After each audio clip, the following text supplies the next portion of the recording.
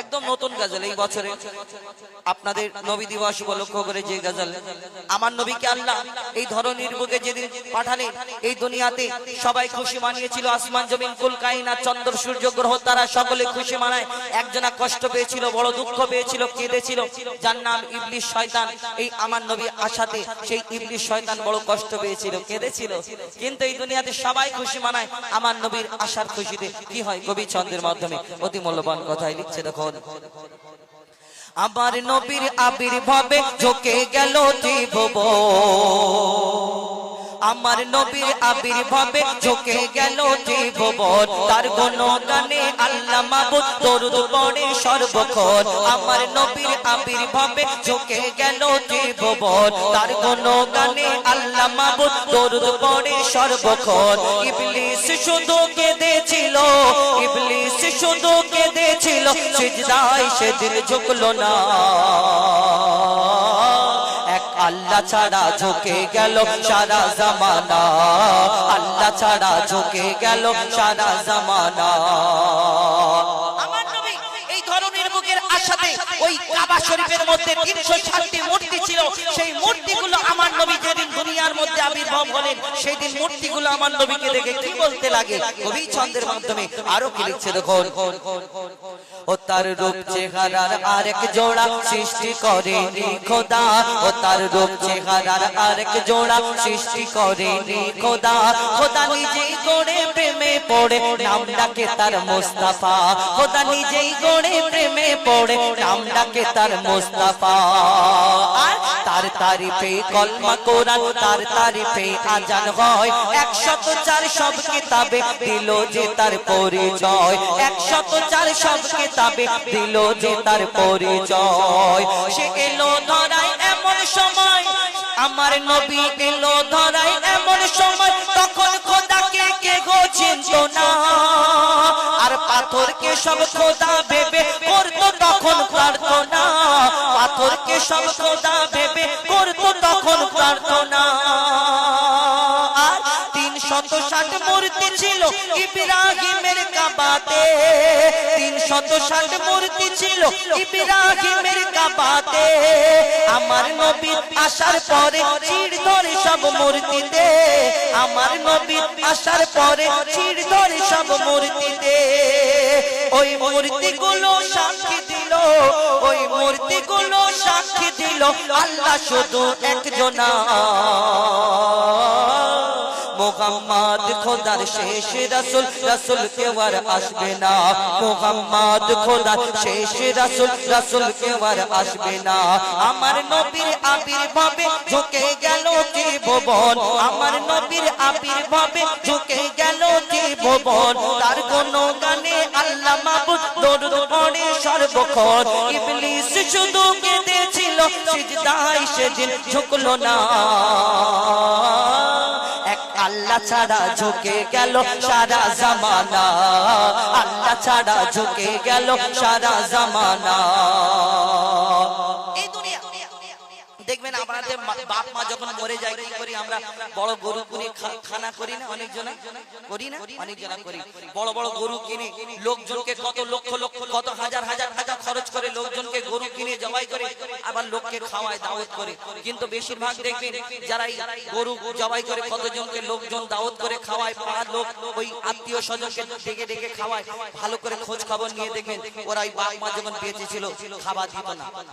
বাপ মা যখন বেঁচে রইলো তখন তুমি বাপ মার মুখে দুটো খাবার দিতে পারলে না, আর তোমার বাপ মা মরে গেল বাপ মার নামে, ওই তুমি যদি লক্ষ লক্ষ টাকার গরু জবাই করে লোককে খাওয়াও, আল্লাহ খুশি হবে মনে হয়? কবি ছন্দের মাধ্যমে সেই সম্পর্কে আরো কি লিখছে দেখুন। মাতা পিতার কত কথা লিখে গেছে কত জন, মাতা পিতার কত কথা লিখে গেছে কত জন। আমায় তোমায় কেমন করে মা বাপ করেছে পালন, আমায় তোমায় কেমন করে মা বাপ করেছে পালন। আর শিশু যখন খায় না কিছু মা বাপ থাকে পেরেশান, শিশু যখন খায় না কিছু মা বাপ থাকে পেরেশান। মা বাপকে চোখ দেখায় ছেলে যখন হয় জওয়ান, মা বাপকে চোখ দেখায় ছেলে যখন হয় জওয়ান। বেঁচে থাকতে মা বাপের মুখে যারা তুলে দেয়নি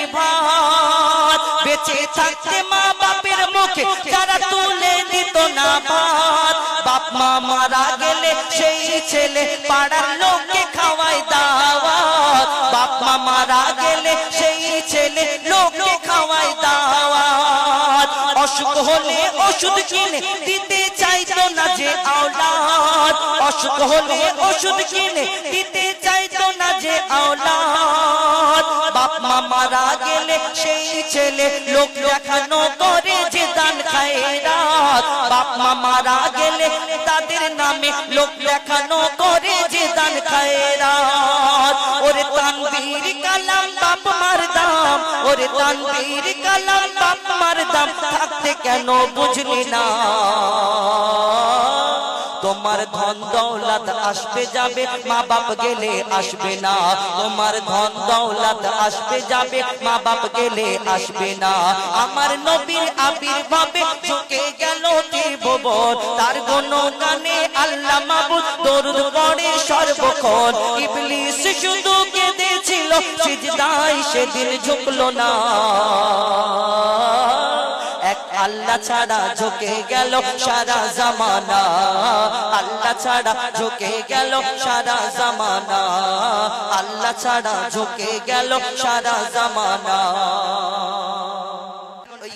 খেলাধুলা দুর্গা কি তো আমার নবীকে আল্লাহ মা আমিনার ঘরে পাঠালেন তেমন কিছু ছিলেন না মা আমিনা চিন্তা করে হ্যাঁ এত সুন্দর ফুটফুটে বাচ্চা কোথায় রাখবো বুকে করে জড়িয়ে নিয়ে বড় দুঃখ করে কি বলে কবি ছন্দের মাধ্যমে আরো কি লিখছে দেখো আয় রে সোনা আয় মোর মাটির দাবা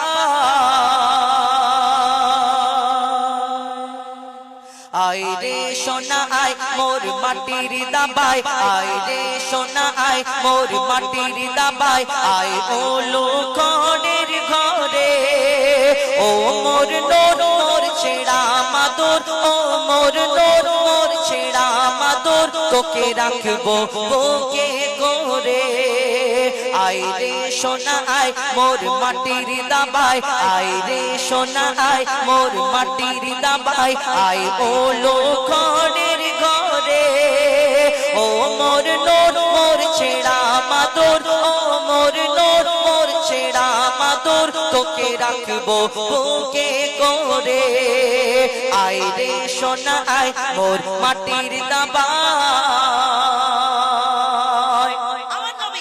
আশার খুশিতে যেদিন ধরনীর বুকে আসলেন মক্কা মদিনার অলি গলিতে কারা কারা খুশি মানায় কি করে কবি ছন্দের মাধ্যমে আরো কি লিখছে দেখুন মক্কা মদিনার অলি গলি মেহফিলে মোহাম্মদ বসে কোরআনের গজল শোনাতে জিবরিল আমিন আসে মক্কা মদিনার অলি গলি মেহফিলে মোহাম্মদ বসে কোরআনের গজল শোনাতে জিবরিল আমিন আসে আজ গাইছে শামা পড়ে আল্লাহুম্মা আজ গাইছে শামা পড়ে আল্লাহুম্মা মোর সাইয়্যিদিনা কে ঘিরে দেখো কালো ভ্রমর খুব নাচাই কোমর দেখো কালো ভ্রমর খুব নাচাই কোমর ওই ওলিও মাথা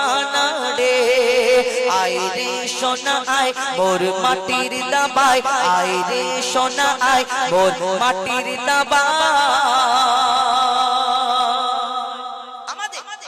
সংসার ধর্ম আস্তে আস্তে বাড়ে বিয়ের পরে বাচ্চা কাচ্চা হয় আস্তে আস্তে বাড়তে থাকে আমরা কত কি বলি না এই বউ আর স্বামীকে বলে হ্যাঁ গো আমাদের জীবনটা পার হয়ে গেল এই বাচ্চা কাচ্চা হলে ভবিষ্যৎটা করতে হবে ভবিষ্যৎ করার জন্য আমরা কত কি ভুল কাজ করি টাকা ব্যাংকে ফেলে দিই অনেক লম্বা লম্বা টাকা উঠবে ছেলেপুলে আরাম করে খাবে কিন্তু এই ছেলেপুলের ভবিষ্যৎ করার জন্য নিজে খারাপ রাস্তায় চলে গেলে খারাপ কাজ করলে এর যে গুনাহ হবে লক্ষ লক্ষ টাকা কামিয়ে রেখে গেলেন যে আমার ছেলেপুলের ভবিষ্যতে সেই টাকাগুলো ইউজ করবেন কিন্তু আপনি ওই টাকাগুলোর মালিক জীবনে হতে পারবেন না কেন আপনার সময় যখন শেষ হয়ে যাবে তখন আপনাকে ওই চিৎ করে শুইয়ে দেবে ওই ঘরের সামনেতে তখন আর আব্বা বলে ডাকবে না ছেলে স্ত্রী স্বামী বলে ডাকবে না সেই দিন শুয়ে থাকবে লম্বা হয়ে আর নিজের টাকায় কাফন কেনার ক্ষমতা থাকবে না অন্যজনে সে কাফন কিনে দেবে কালকে আমাদের ময়দানে গোনার জন্য যদি ধরা পড়ো বউ বাচ্চাকে ডাকো হ্যাঁ তোমার জন্য গোনা করলাম আমাকে দু চারটে নেকি ধার দাও সেদিন চিনতে পারবে না কে তোমার স্বামী। তোমার সঙ্গে আবার বিয়ে হয়ে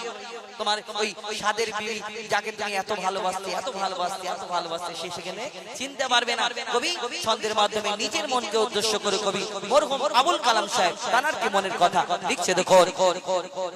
কে কিনবে আমার কাপড়, আপন বলে মোর কিছুই নাই। দেখো দেখো মোর দু হাত খালি, নিজের বলে মোর কিছুই নাই। আর আমার জমানো ধন দৌলত আপন জনা সব নিয়ে নিল। মোর মরণ যখন ঘনিয়ে এলো, আমায় তখন সব ভুলে গেল। এই স্বার্থের দুনিয়া নেই মায়া দয়া, স্বার্থের দুনিয়া নেই মায়া দয়া, শুধু তোর কাছে নিতে পারে। যখন তোর থাকবে না কিছু, সবাই হাঁটবে পিছু, থাকবে না কিছু, সবাই হাঁটবে পিছু। আবুল কালাম অসহায় থাকবি পড়ে, আবুল কালাম অসহায় থাকবি পড়ে।